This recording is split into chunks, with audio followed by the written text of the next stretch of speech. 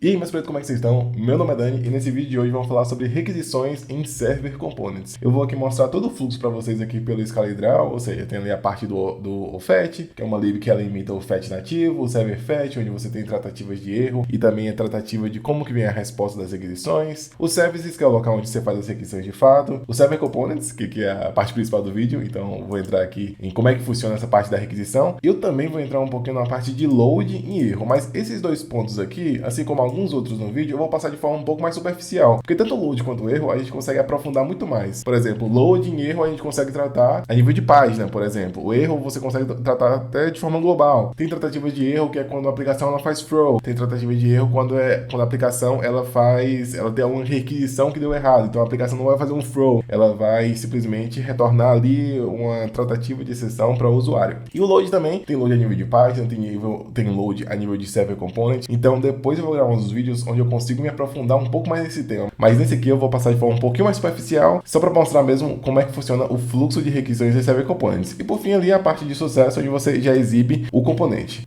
Nesse vídeo aqui eu não vou estar mexendo no código diretamente, mas eu vou estar utilizando aqui como exemplo esse repositório aqui, que é um repositório que eu também vou utilizar em vários outros vídeos para poder demonstrar as abordagens. Esse repositório aqui, esse catalogar é um sisteminha que eu tenho, vou dizer assim que é um dos primeiros que eu criei. Inicialmente ele foi com PHP, com Vue.js e hoje ele é React com Spring Boot.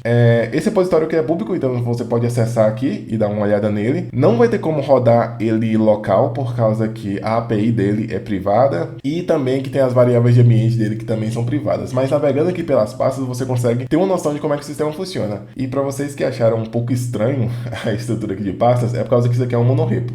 Há pouco tempo eu também não tinha tanto contato com o monorepo, mas quando eu vi o monorepo, eu curti bastante essa abordagem para a construção de aplicações, mesmo que seja uma aplicação que vai ter apenas um aplicativo dentro, mas no caso do catalogar ele tem a possibilidade de depois ir adicionando outras aplicações, então faz muito sentido utilizar monorepo, mas no geral eu curto bastante desde que eu aprendi sobre isso. Mas na maioria de vocês, a estrutura vai ser essa daqui, fica em apps/catalogar, que é aqui dentro que de fato está a aplicação Next.js, e é aqui que eu vou pegar as referências para mostrar para vocês cada pedacinho ali do ScalaHydral. A primeira etapa aqui da requisição é essa lib.ofet. Essa lib.ofet é o seguinte: se a gente for lá na documentação do Next e dar uma olhada aqui na parte do fetch in data, ele vai recomendar, né, que se utiliza o API fetch, que é o fetch nativo do JavaScript. Então aqui mesmo tem até um exemplo de como é que funciona, como é que ficaria essa requisição. Mas o fetch nativo ele é meio chatinho de você mexer nele. Por exemplo, um exemplo assim bem básico de que o fetch nativo já é um pouco chato. Digamos que você vai fazer uma requisição esse blog aqui, mas aí você, por exemplo, você pode passar parâmetros. Então você pode passar uma interrogação, o nome do parâmetro, a chave do parâmetro igual ao valor e concatenando parâmetros. E quando você vai fazer isso no fetch, você precisa começar a configurar um pouco mais as coisas, tipo, quando é que vai aparecer a interrogação ou não. A interrogação vai aparecer quando tiver parâmetros. Aí tem assim umas coisinhas outras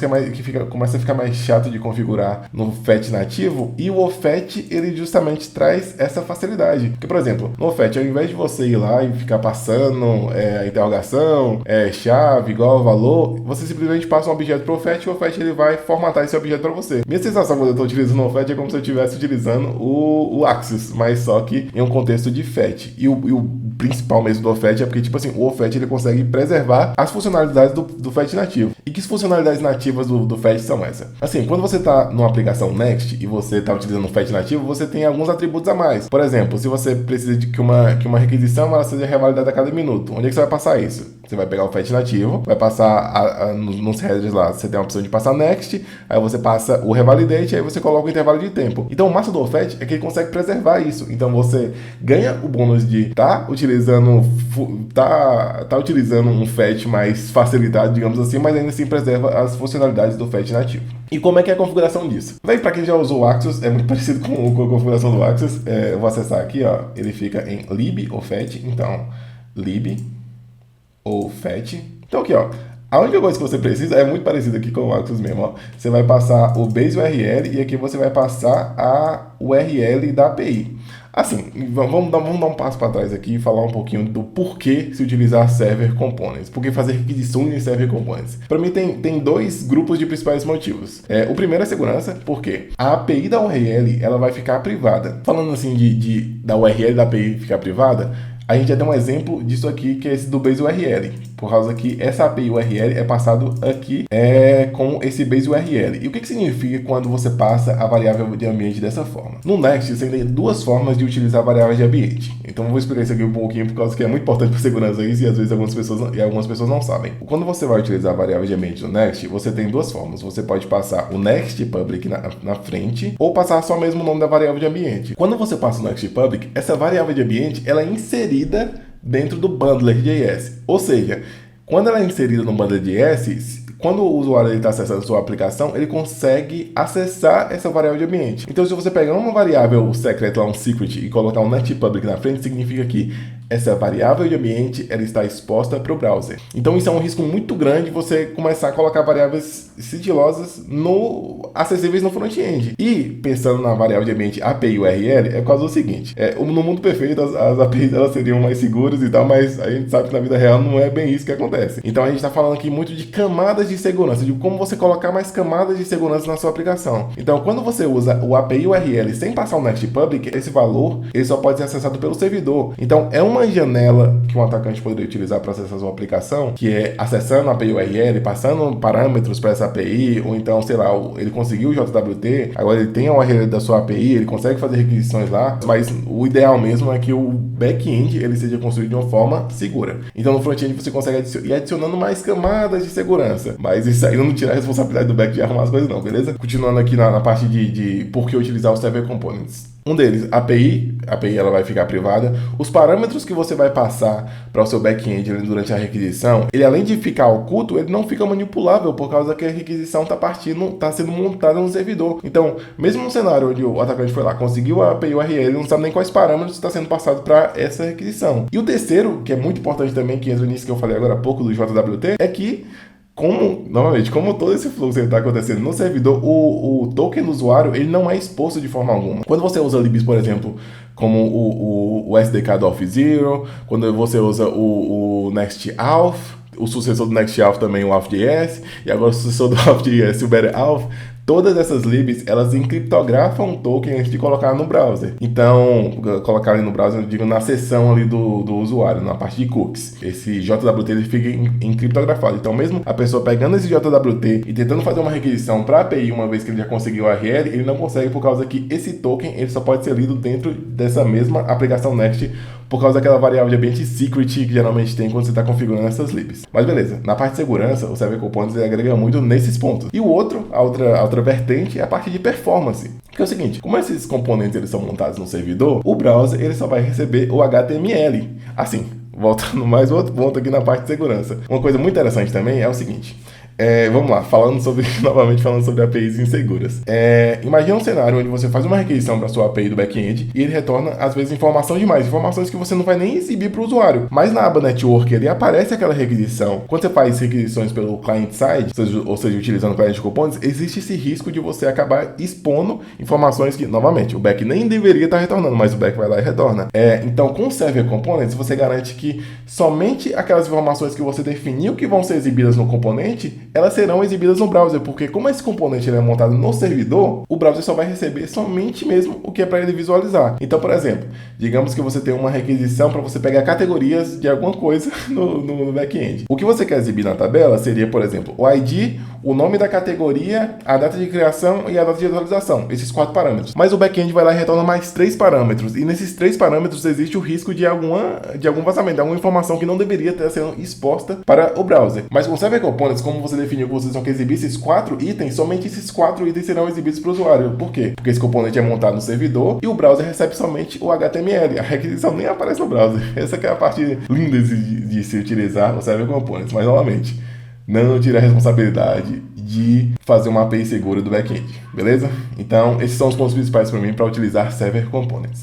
Voltando aqui agora a partir da configuração do API Fetch. Basta aqui criar um fetch.create, como eu falei, muito parecido com Axios, e passar aqui o base URL. Isso aqui, ó, esse aqui embaixo, você nem precisa passar, o principal mesmo é esse base URL. Isso aqui de baixo eu coloco por causa do seguinte, como essas requisições acontecem no lado do servidor, as informações dessa requisição, ela não fica na aba Network, ela não vai ser exibida lá caso der algum tipo de erro. Então aqui, para caso o back-end der algum tipo de erro, eu vou ver as informações do erro dessa requisição no VS Code ou, sei lá, no terminal ali da forma de como você acessa. Sei lá, se você está na Vercel, tem uma aba ali que você consegue ver os logs da aplicação. Então, em caso de uma falha numa requisição, iria aparecer lá. Mas em modo de desenvolvimento aparece mesmo no terminal do VS Code, beleza? Então, você basta criar o fetch, create e passar o base URL com a URL do seu back-end, lembrando que não coloque o next public aqui. Aí você pode pensar, pô, mas e quando eu for fazer requisições via client-side? Não precisa também expor o back-end, mas esse é um outro assunto que eu vou trazer em outro vídeo. Mas não precisa de forma alguma, mesmo a requisições client-side, você expor a API da URL. Você pode, por exemplo, utilizar os route handlers do Next para criar endpoints ali onde você consegue bater essa requisição, ou seja, você dispara uma requisição client-side para o seu server-side do Next e o server-side do Next que vai interagir de fato com o back-end sem expor nada. Então você tem também essa proteção de API URL, parâmetros e JWT. Beleza? Então, na parte do fetch, é basicamente essa configuração aqui. Então, você já vai ter as funcionalidades do fetch nativo e com algumas facilidades. Aí vem a segunda parte, que é muito interessante aqui, que é a parte do utils server fetch. Tá, ele fica aqui, então, em utils server fetch. Pronto, tá aqui a estrutura dele. E para que serve esse server fetch? Ele tem dois principais motivos. Uma coisa importante de você entender nessa abordagem aqui é que ela é muito voltada a tratar exceções. Porque o que acontece normalmente? O que acontece quando você está interagindo com aplicações Next? É isso aqui, ó. Exatamente isso aqui.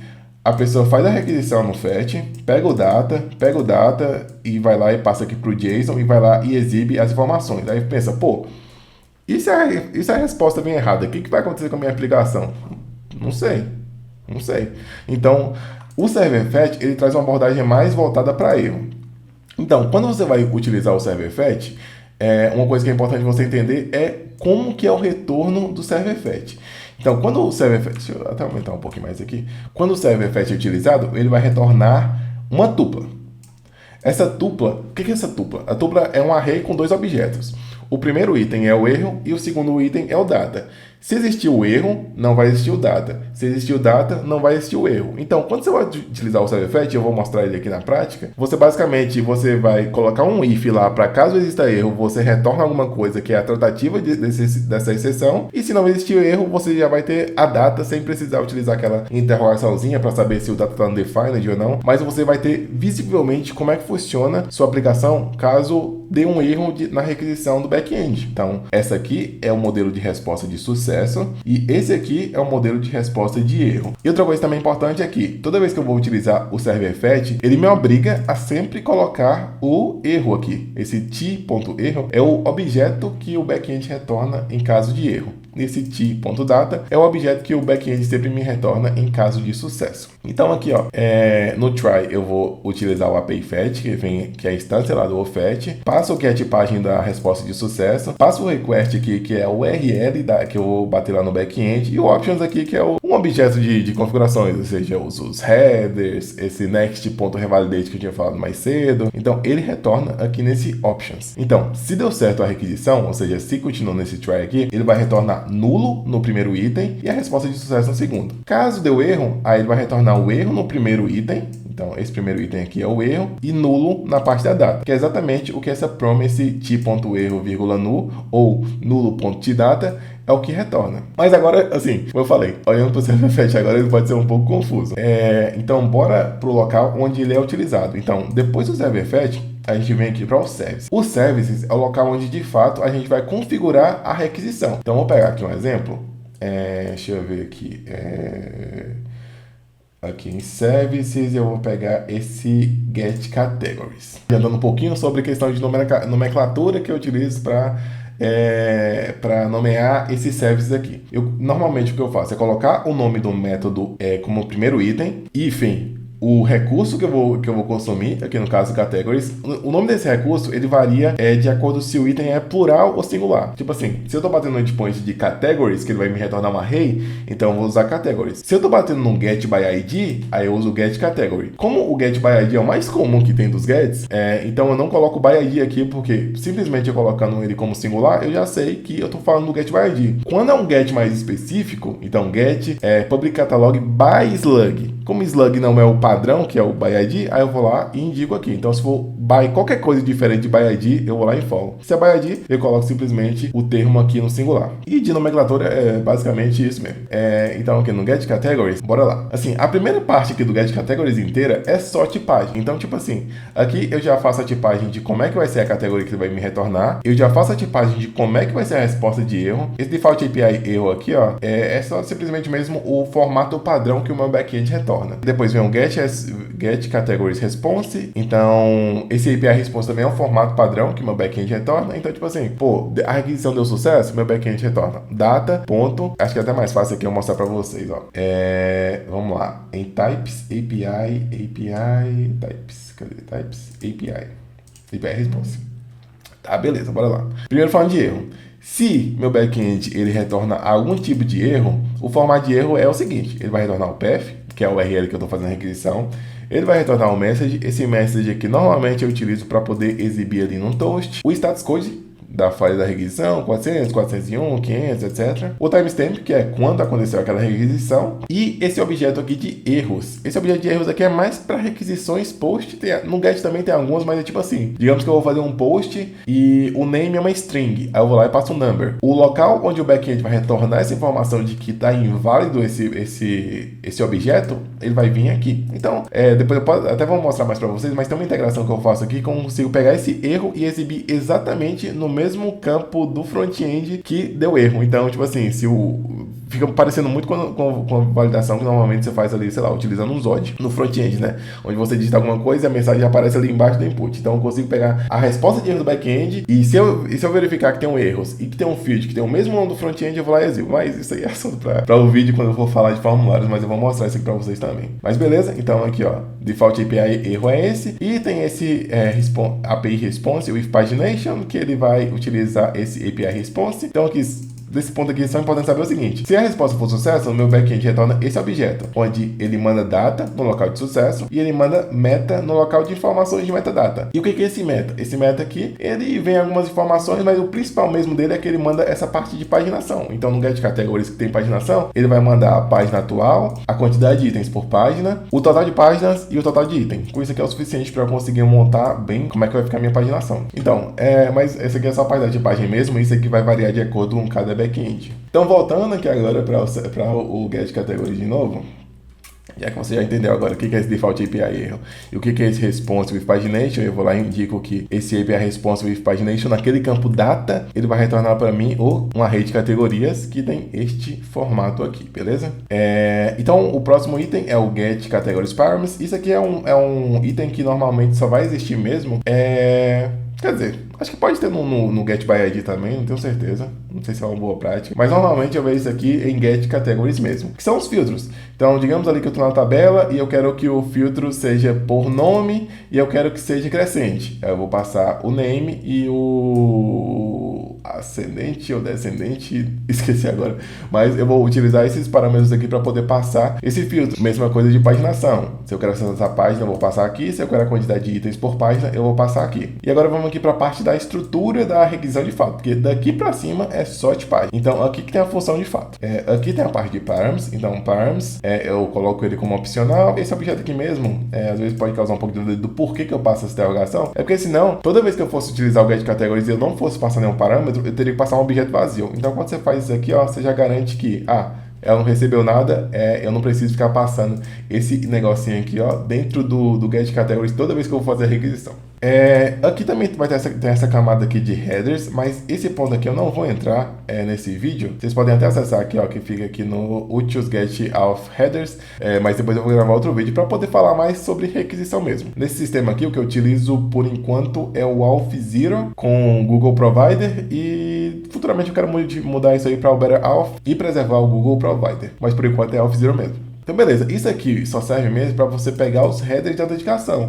Como eu te falo mais cedo mesmo. Digamos que você vai fazer a requisição back-end e você precisa passar o authorization, que é onde você vai mandar ali o JWT. Então, eu pego os headers a partir disso aqui. Depois disso aqui, vem a parte de utilizar o server-fed de fato, e que a gente começa a entender um pouquinho mais de como é que funciona o server-fed, mas praticamente isso aqui vai ficar mais visível no componente. Então, eu simplesmente coloco que ele vai retornar o await do server-fetch e aqui eu vou passar os parâmetros que eu informei. Então, o bom do server fetch é o seguinte: se eu tentar utilizar o server fetch e eu não passar o get categories erro, ele vai ficar dando um erro de TypeScript aqui por causa que eu configurei o server fetch para poder receber esse parâmetro. E eu recomendo muito que vocês também configurem o seu server fetch para sempre pedir a informação de erro, o formato padrão de erro. Então aqui eu vou passar como é que é a resposta de erro e aqui eu vou passar como é que é a resposta de sucesso. Basicamente isso. Depois eu vou lá, como eu falei ali no campo request, é o local onde eu vou passar a URL que eu vou fazer requisição no meu back-end. E aí entra naquele ponto lá. Pô, se eu tivesse aqui no server fetch,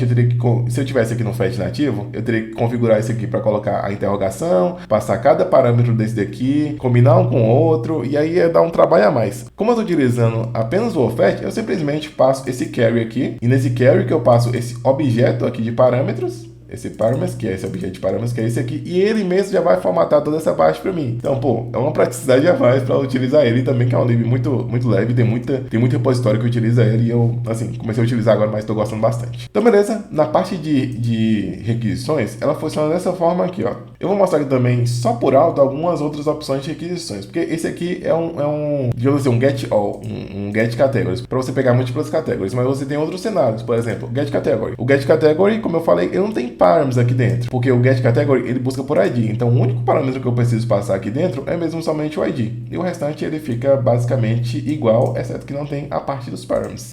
Outro método aqui, ó, é post category. Post category é um pouco mais diferente, essa parte é igual, mas ele recebe também o post category body, então aqui que você vai informar os parâmetros que você precisa passar para o post para que ele consiga criar aquele recurso. Todo o restante é bem parecido, a diferença entra no que você vai passar o body e que você também vai passar o método que você quer aqui, que nesse caso aqui é o post. Put de category também, mesma coisa, praticamente a mesma coisa aqui. O que muda principalmente no meu caso aqui é que ele tem o put justo, né, ao invés do post. E por último, e aqui também é importante, que é a parte do delete, né? Às vezes é importante o delete. Mas enfim, o delete aqui ele já tem um pouquinho mais de diferença, que é o seguinte, ele tem menos tipagens. Ele tem menos tipagem por quê? Por causa que quando eu deleto um recurso, eu não retorno nada. Então eu só vou passar aqui o delete, categoria erro, e aqui onde eu iria colocar a informação que eu iria retornar, eu só passo mesmo um void. Então void significa que eu não vou retornar nada. E aqui é o método delete, né, que é justo também. Beleza, então voltando aqui pro get categories, na verdade o get categories, já passei por tudo. Então na parte de services é isso. E agora vem a parte onde a gente vai utilizar isso aqui em Server Component, e agora que o Server Fetch ele vai ficar um pouquinho mais claro de como é que ele funciona. O local onde eu utilizei isso aqui, tem um monte de locais, né? Mas eu vou mostrar aqui ele sendo utilizado numa tabela, porque na tabela tá mais simples. Mas, quer dizer, a construção da tabela é um pouquinho mais complexa, eu também pretendo gravar outro vídeo para falar disso. Mas na parte da requisição, ela tá mais simples. Então bora ver aqui como é que é utilizado esse get categories. Então aqui tá a utilização dele. Então lembra que na hora que eu tava falando do fetch, eu fui lá e falei que ele retorna uma tupla, ou seja, ele retorna um erro no primeiro item e o data no segundo. De novo, se vem erro, não vem data. Se vem data, não vem erro. Beleza? Então, esse aqui é um server component de tabela. Então, é importante isso. Os services, eles são utilizados somente em server component. Você não pode utilizar esse get categories aqui, por exemplo, sei lá, às vezes as pessoas pegam o effect, vai lá e joga um get categories lá dentro. Não vai funcionar. Isso aqui só funciona se for server component. Por quê? Assim, primeiro porque toda essa abordagem é voltada para Server Component. Mas lembra quando eu tinha falado lá atrás sobre o OFAT e que ele recebe o API URL e que essa variável de ambiente não está disponível no browser? Significa que se você se você fizer essa requisição, primeiro que como o Server Fetch ali, ó, cadê? Então, pelo fato do server fetch já ter esse use server aqui, ele já não vai funcionar. Mas se mesmo assim você fizer essa requisição, o que vai chegar no browser é undefined/API URL, por causa que essa variável de ambiente aqui, ela só está disponível no servidor. Então, no browser você não vai conseguir fazer essa requisição. Então, beleza. Vamos voltar agora para a tabela de novo. Categories. index table. Então, beleza? Então, aqui que eu faço a requisição. Então, eu recebo erro no primeiro, data no segundo, faço a requisição aqui, passo os parâmetros que eu quero de filtro. Então, eu vou filtrar por field, ordem descendente, a página, eu vou pegar aqui desse current page, você pode dar uma olhada depois de como é que funciona para eu poder pegar essa página aqui também. E o per page aqui, a quantidade de itens por página. E agora a gente vai tratar a resposta dela. Então, se der erro, você retorna alguma coisa. No caso aqui, eu retorno esse expected erro. Eu não vou avançar todo nesse expected erro aqui não, por causa que como eu falei, eu vou aprofundar mais sobre tratativa de erro no vídeo mais específico disso. Mas basicamente o que você precisa fazer é retornar alguma coisa. O que esse expected erro aqui faz é basicamente verificar o status code da requisição, ou seja, ele recebe o erro. No erro lá eu tinha mostrado que ele recebe, o backend retorna para mim qual foi o status code, e a partir dessa informação eu uso aquele message e o status code para poder exibir na tela a informação do erro. Então, sei lá, foi um 401, aí eu vou dizer acho que é não autorizado, né? 403 é quando não tem permissão, se eu não me engano. 500 que deu algum erro inesperado, 400 para você tentar novamente. Então vocês podem até dar uma olhada aqui no expected erro, mas eu vou deixar para me aprofundar mais sobre essa tratativa aqui de erro no vídeo mais sobre erro. Então, se deu erro, é importante que o código ele morra exatamente nesse ponto. Ele não avança a partir daqui. Se avançou a partir daqui, significa que não deu erro. Significa que o data agora não tem a possibilidade de estar nulo ou undefined. Então você já pode tratar esse data aqui com a certeza de que ele tem, de que ele existe. E nesse ponto aqui mesmo eu só verifico, se não existir nenhuma categoria, eu vou lá e redireciono o usuário para a página de criação da primeira categoria. E eu até vi agora um probleminha aqui, porque se eu vou lá e passo uma página inválida, uma página maior do que uma página que não existe, esse data aqui ele chega como length 0. Então significa que o usuário é redirecionado para a página de criação de nova categoria, mesmo que ele já tenha categorias, mas simplesmente porque ele acessou uma página 1000 e a página dele só vai até a página 2. Então depois eu vou arrumar isso aqui. Mas beleza, então se deu certo aqui, esse data table eu também não vou avançar muito não, mas esse data aqui é o local onde de fato você vai retornar o componente que você quer exibir. Então isso aqui você pode imaginar, por exemplo, que é aqui onde você retornaria, sei lá, digamos que você vai exibir essas categorias numa listagem. Então aqui que você vai botar a sua URL ali. Então tudo isso aqui é montado no servidor e o browser ele só vai receber o HTML disso. E agora um ponto também importante de, beleza, a gente falou um pouquinho sobre erro, mas e como é que a página ela vai ficar enquanto estiver em load? Load também é um ponto, como eu falei, que dá para avançar mais porque tem load a nível de página e tem load a nível de componente. No caso da tabela, esse load aqui é a nível de componente. Então bora lá no local onde isso aqui está sendo utilizado. Então public não, dashboard, sidebar, categories, page. Beleza. Então, aqui é o local onde eu utilizo ele. Então, eu passo o server componente aqui dentro. Olha, eu já posso até mostrar um pouquinho do current page. O current page, ele vem aqui do atributo page, que vem por search params. Eu pego esses search params, aguardo para poder ter a informação aqui da página. Isso aqui é padrão também do next, que eu preciso aguardar para poder ler os parâmetros ali. Então, na prática, o que o usuário vai fazer é que vai ter uma interrogação, page, o número da página, eu pego esse valor e eu vou lá e passo aqui para o current page. Então, na parte de load, né, que era o foco aqui, né, eu uso o categories table, passo a página para ele, coloco esse suspense aqui em volta. Então, esse suspense que vai definir exatamente como é que ele vai ficar na tela quando ele estiver em load. E o que ele vai exibir é o que está nesse fallback components.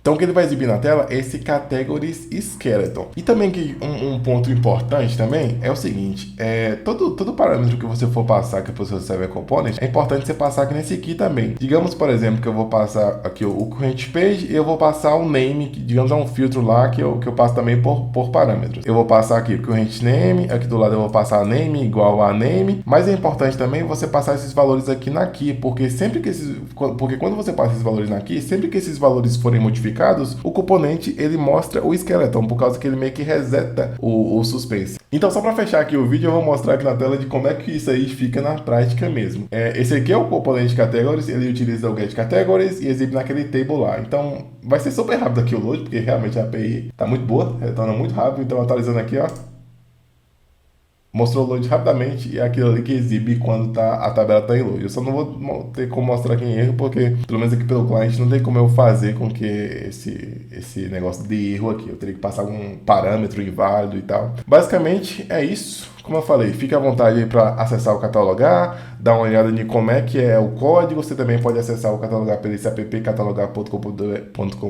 Mesmo se você não for utilizar, é um sistema gratuito, você pode fazer login e ver ali como é que funciona. E aí você tem como você visualizar as coisas aqui na tela e você vai olhando o código de como é que eu fiz esses pontos. E, pô, é um projeto em evolução, eu tô sempre melhorando algumas coisas, então se achar alguma coisa estranha, sabe que logo mais aí vai ser atualizado. E se já chegou nesse ponto aqui também de assistir o vídeo até aqui, ver o Catalogar, dá também um está aqui, por enquanto tá com 0, ó. Vou até deixar a minha aqui, então faça o mesmo, fechou? Então até o próximo vídeo, obrigado por ter assistido até aqui e forte abraço e até a próxima.